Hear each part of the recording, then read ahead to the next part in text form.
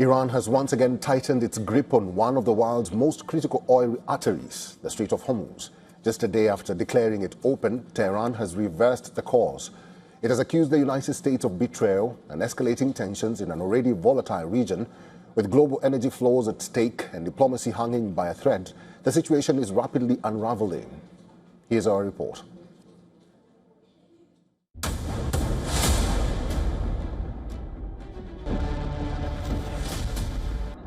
Iran has announced that the Strait of Hormuz has been restored to what it calls its previous state, a state of strict military control. In a statement released through state-backed media, Iran's military said the waterway is now under the full management of its armed forces, effectively signaling a return to heightened restrictions on global shipping. This comes just one day after Iran had indicated a limited reopening of the strait, allowing what it described as managed passage for select oil tankers. But that window was short-lived.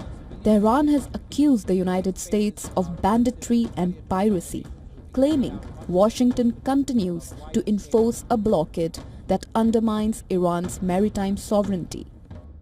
Iran has now made it clear, until the US halts its interference, the strait will remain under intense control. The escalation comes amid confusion and contradictions over diplomatic progress.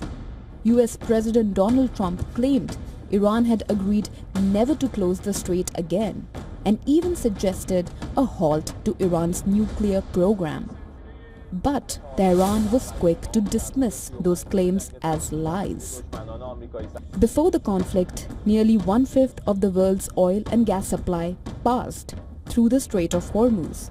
Any disruption sends shockwaves through global markets. And we are already seeing the impact. Oil prices have swung wildly, shipping traffic has collapsed, and industry experts warn the situation remains deeply unstable.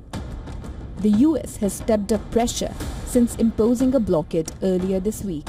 US forces say they have turned back more than 20 vessels attempting to navigate the region.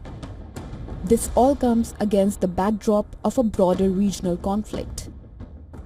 Iran had previously mined parts of the waterway and targeted tankers, triggering a sharp drop in shipping traffic by as much as 90%. At one point, nearly 100 ships a day passed through this corridor. For now, the Strait of Hormuz remains a flashpoint, where military posturing, economic pressure, and diplomatic deadlock are colliding.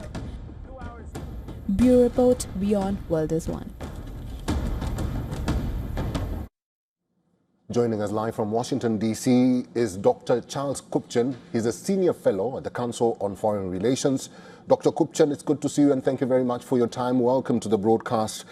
This situation at the Strait of Hormuz is getting out of hand. The United States said, or they say that they're continuing with their blockade, their naval blockade at the Strait of Hormuz. That has angered Iran. Could it complicate the talks that are scheduled to happen next week or in the coming month? No question that it could complicate the talks, because the last couple of days, I think a lot of optimism was bubbling up. The stock market here in the United States went up. The price of oil went down.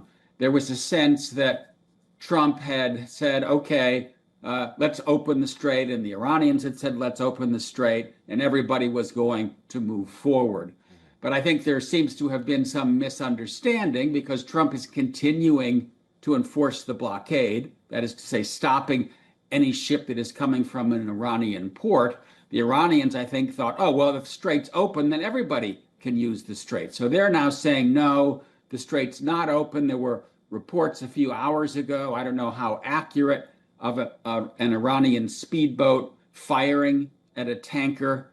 And the bottom line is that until there is confidence, until shipping industries and insurance industries believe that that strait is open and open for good and secure, you're not going to see the flow of oil and other products return to normal. Dr. So Kupchan, let's talk about that claim by Iran. It's actually a claim that was made by the IRIB, that they say that gunboats were targeting merchant vessels in the Strait of Hormuz, and 2 Indian vessels were under attack or were attacked by these gunboats. One of them is called VLCC.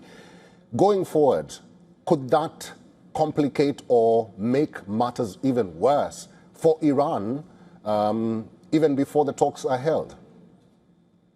Yes, I mean, I think it's very concerning that the Iranians appear to have gone back to the use of force, because it then not only makes the United States less willing to negotiate, but puts incentives and pressure on Trump to respond in kind.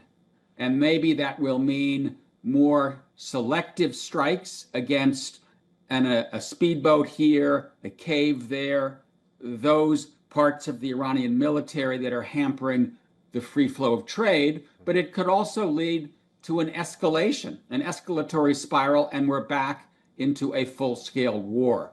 So I do think that if these reports are true and the Iranians have broken the ceasefire, we could be slipping back toward very significant conflict. All right, let's see how this pans out in the eventual event that the president does indicate that the war will restart again or will continue. We'll just have to wait and see what Trump says about that situation. But for right now, we'll have to end this discussion here. Dr. Kupchan, it's good to see you. Thank you for talking to us today. My pleasure. Bye-bye.